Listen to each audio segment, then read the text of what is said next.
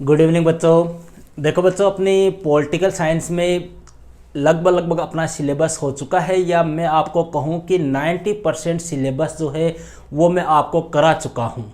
ठीक है, अपने पॉलिटिकल साइंस में जो सेकंड बुक है स्वतंत्र भारत में राजनीति, उस बुक के अपने लास्ट के 2 चैप्टर शेष रहे। बाकी सारा सिलेबस जो है मैं आप लोगों को करा चुका हूँ। अगर किसी ने वीडियो नहीं देखे हो तो आप प्लेलिस्ट के माध्यम से देख सकते हो। अब सेकंड बात करते हैं भैया, अपने देखो पॉलिटिकल और इतिहास इन दोनों ही विषय में अपने टेस्ट आयोजित कर रखे हैं। हर चैप्टर के मैं आपके टेस्ट ले रहा हूं। जैसे अपने पॉलिटिकल साइंस में जो समकालीन विश्व राजनीति वाली बुक है, इस बुक के सभी चैप्टर के टेस्ट हो चुके हैं, और टेस्ट में आपके वही क्वेश्चन दे रहा हूं जो 1 या 2 अंक के आपके बोर्ड एग्जाम में पूछे जाते हैं। अब यहाँ पर कई स्टूडेंट के कमेंट आ रहे हैं कि सर आप छोटे क्वेश्चन तो हमें तैयार करा रहे हो, बड़े क्वेश्चन भी आप हमें तैयार कराओ। तो वही सिस्टम या अपने बात करें कि बड़े क्वेश्चनों की प्रक्रिया जो है वो आज से अपने प्रारंभ कर रहे हैं। सबसे पहले बात करेंगे भैया अपने कक्षा 12 राजनीति विज्ञान पाठ 1 कौन सा, शीत युद्ध का दौर। इस चैप्टर के उन क्वेश्चनों की चर्चा अपने आज के इस वीडियो में करेंगे जो बड़े क्वेश्चन है, जो एग्जाम में ज़्यादातर पूछे जाते हैं। कहने का मतलब हो गया कि आपके जो निबंधात्मक प्रश्न आते हैं ना, निबंधात्मक में चाहे वो 4 अंक का या 5 अंक का या 6 अंक का जो क्वेश्चन आते हैं, उन क्वेश्चनों की अपने चर्चा करें। और यहाँ पर ओनली आपको मैं 5 क्वेश्चन उपलब्ध करा रहा हूँ। ठीक है, फर्स्ट जो चैप्टर है अपने कोल्ड वार एरा वाला या शीत युद्ध का दौर वाला जो चैप्टर है, इस चैप्टर के मैं आपको 5 क्वेश्चन उपलब्ध करा रहा हूँ। बड़े क्वेश्चन, निबंधात्मक क्वेश्चन। छोटे क्वेश्चन जो है वो मोस्ट क्वेश्चनों का मैं टेस्ट आपको ले चुका हूँ। ठीक है, वो आपके प्लेलिस्ट में आपको मिल जाएंगे। सभी टेस्टों की एक अलग से प्लेलिस्ट बनी हुई है अपनी। अब यहाँ पर अपने बड़े क्वेश्चनों की चर्चा कर रहे हैं कि बड़े क्वेश्चन भी तो आएंगे। सीधी सी बात है, ये चैप्टर जो है वो 8 अंक का है अपने इस बार। ठीक है, तो 8 अंक के क्वेश्चन आएंगे, तो छोटे क्वेश्चन तो आपके 1 या 2 अंक के आ जाएंगे। मान लो 2 अंक के छोटे आ गए, 3 अंक के आ गए, फिर भी एक बड़ा क्वेश्चन तो आएगा ना। तो वो कौन सा आएगा? तो भैया पिछले पेपरों को ध्यान में रखते हुए, सभी अपने क्वेश्चनों को ध्यान में रखते हुए मैंने 5 क्वेश्चन ऐसे सेलेक्ट किए हैं जो बार बार एग्जाम में पूछे जाते हैं। तो कहने का मतलब हो गया आपको फर्स्ट चैप्टर से इन 5 क्वेश्चनों को जरूर से तैयार करना है। समझ रहे हो आप? इन क्वेश्चनों को तैयार कर लो। छोटे क्वेश्चन मैं आपको करा चुका हूं, बहुत है। इसके अलावा आपको ज़्यादा इतना डीपली जाने की आवश्यकता नहीं है, क्योंकि अगर बड़ा क्वेश्चन एग्जाम में आएगा तो वो अपने इन्हीं क्वेश्चनों में से आएगा। अब थोड़ी थोड़ी चर्चा इनके ऊपर कर लेते हैं। हालांकि डिटेल से मेरा इनको अच्छी तरह से समझाया हुआ है, लेकिन थोड़ा थोड़ा आपको बता दूं। देखो, जैसे मान लो पहला क्वेश्चन कौन सा है भैया, क्यूबा मिसाइल संकट के बारे में आप क्या जानते हैं। मैंने ये क्वेश्चन ऐसे लिखा है। इसी क्वेश्चन को अगला घुमा के ऐसे भी पूछ सकते हैं कि शीत युद्ध का चरम बिंदु जो है वो क्या था, टिप्पणी लिखिए। या क्यूबा मिसाइल संकट की घटना जो है वो शीत युद्ध का चरम बिंदु मानी जाती है, कैसे।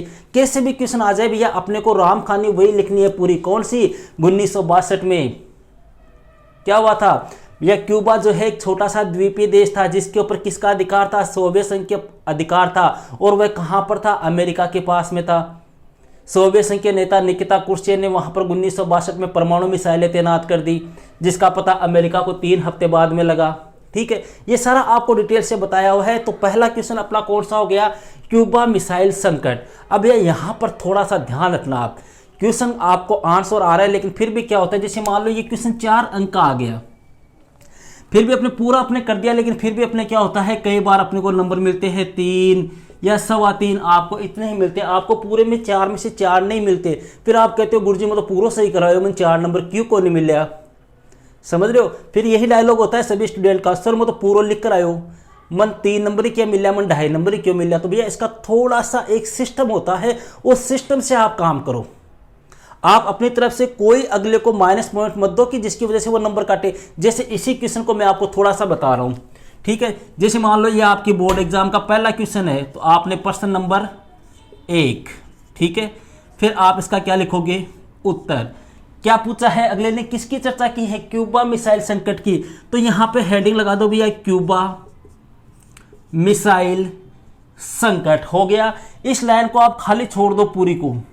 समझ रहे हो? इस लाइन को आपको क्या करना है, पूरी खाली छोड़नी है। फिर इसके जस्ट नीचे वाली लाइन से यहां से आप लिखना स्टार्ट करो, और इस घटना को भी आप 2 पैराग्राफ में लिखो।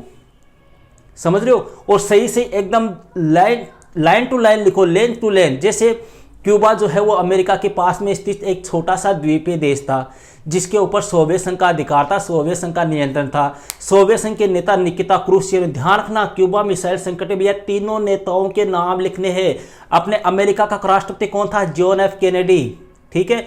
सोवियत संघ के कौन थे? निकिता क्रूश्चेव। और क्यूबा के कौन थे? Fidel Castro. अमेरिका को 3 हफ्ते बाद में पता लगा या 21 दिन बाद में इस पता का लगा, ठीक है। इस प्रकार से आपको पूरा डिटेल से आपको करोगे, हेडिंग लगा के एक व्यवस्थित ढंग से। हेडिंग जो है वो आप बोर्ड के एग्जाम में ब्लैक पेन से लगा सकते हो, इसके अलावा ब्लैक पेन से और कोई काम नहीं करना है। सारा काम आपको ब्लू पेन से करना है, ग्रीन, रेड, ये किसी प्रकार के पेन आपको काम में नहीं लेने हैं। क्लियर है? तो पहला क्वेश्चन कौन सा हो गया भैया? क्यूबा मिसाइल संकट। दूसरा क्वेश्चन भैया, गुटनिरपेक्षता क्या है? सबसे पहले आपको हेडिंग क्या लगानी है? गुटनिरपेक्षता की परिभाषा क्या है? गुटनिरपेक्षता आपको बताई हुई है। इसके प्रमुख उद्देश्य, जैसे ये पूरा कर दिया आपने, ठीक है। हेडिंग क्या लगाई आपने? गुटनिरपेक्षता। सेकंड क्वेश्चन में ऐसे स्टार्ट करना है अपने को, गुटनिरपेक्षता क्या है, इसकी आपको परिभाषा लिखनी है। यहां पर जैसे मान लो आपकी परिभाषा कंप्लीट हो गई, फिर अगले ने क्या पूछा है? इसके प्रमुख उद्देश्य, फिर वापस हेडिंग लगाना है इसी में, गुटनिरपेक्षता के प्रमुख उद्देश्य, फिर वही अपने नीचे वाले लाइन से स्टार्ट करना, ठीक है। फिर भारत ने गुटनिरपेक्षता की नीति क्यों अपनाई? फिर नीचे लिखना भैया भारत ने गुटनिरपेक्षता की नीति इसलिए अपनाई, फिर पॉइंट बनाना। जैसे मान लो इसी क्वेश्चन को भैया अगला ऐसे भी दे सकता है, गुटनिरपेक्षता क्या है, भारत ने गुटनिरपेक्षता की नीति क्यों अपनाई। समझ रहे हो? 5 अंक का आपको क्वेश्चन दे दिया। तो भारत ने क्यों अपनाई थी भैया? क्यों? क्योंकि भारत जो है वो दोनों ही महाशक्ति से क्या करना चाहता था? सहयोग प्राप्त करना चाहता। अगर भारत मान लो एक के साथ में शामिल हो जाता तो दूसरा उसका क्या हो जाता? विरोधी हो जाता। तो भारत दोनों ही महाशक्तियों से क्या करना चाहता था? सहयोग प्राप्त करना चाहता था। भारत अपना आर्थिक विकास या आर्थिक पुनर्निर्माण करना चाहता था। भारत जो है वो स्वतंत्र विदेश नीति का निर्धारण करना चाहता था। भारत अपनी प्रतिष्ठा में वृद्धि करना चाहता था, या अपने कहे कि भारत राष्ट्रीय हितों की रक्षा करना चाहता था, ठीक है। ऐसे कई बिंदु है जिनकी वजह से भारत ने क्या अपनाई? गुटनिरपेक्षता की नीति अपनाई। और परिभाषा की बात करें गुटनिरपेक्षता क्या है, तो ऐसा कोई भी गुट जिसका आधार क्या हो भैया? सैन्य हो, मतलब सैनिक आधार पर जो गुट बना हो ना, उन गुटों में शामिल न होने की नीति क्या कहलाती है? गुटनिरपेक्षता की नीति।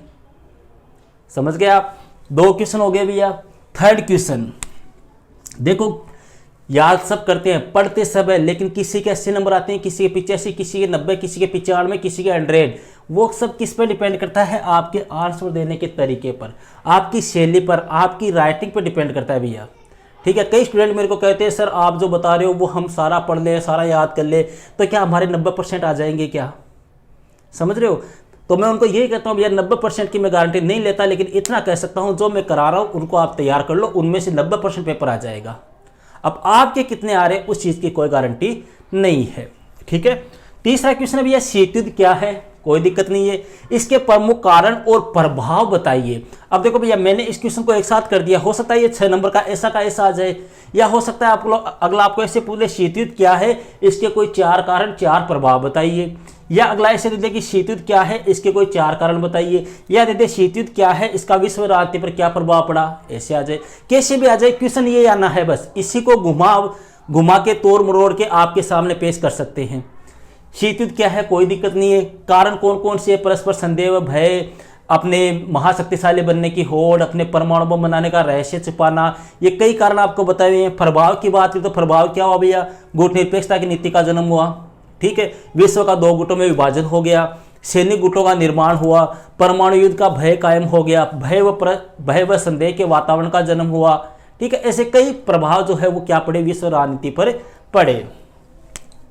चौथा क्वेश्चन भैया, शीत युद्ध के दौरान दोनों महाशक्तियों ने छोटे छोटे देशों की सहायता क्यों ली? ये क्वेश्चन भी कई बार आता है भैया, आपके 4 नंबर का पूछा जाता है ये क्वेश्चन आपके, कि दोनों ही देश पावरफुल देश थे, अमेरिका पावरफुल था, सोवियत संघ पावरफुल था, फिर इन देशों ने छोटे छोटे देशों की सहायता क्यों ली थी? आपको बताया हुआ भैया अच्छी तरह से, वहाँ पर अपने सैनिक ठिकाने बनाने के लिए, अड्डे बनाने के लिए, उनसे छोटी मोटी सामग्री प्राप्त करने के लिए, एक प्रकार से वहाँ पर अपने भू संसाधन प्राप्त करने के लिए। ऐसे 3-4 पॉइंट आपको बताए हुए हैं जिनकी वजह से इन देशों ने छोटे छोटे देशों की सहायता ली। अंतिम क्वेश्चन भैया, शीत युद्ध के दौरान दोनों महाशक्तियों द्वारा निशस्त्रीकरण, देखो यहां पर ध्यान देना भैया, निशस्त्रीकरण की दिशा में किए गए प्रयासों पर विस्तार से प्रकाश डालिए। अब यहां पर क्या करना है आपको?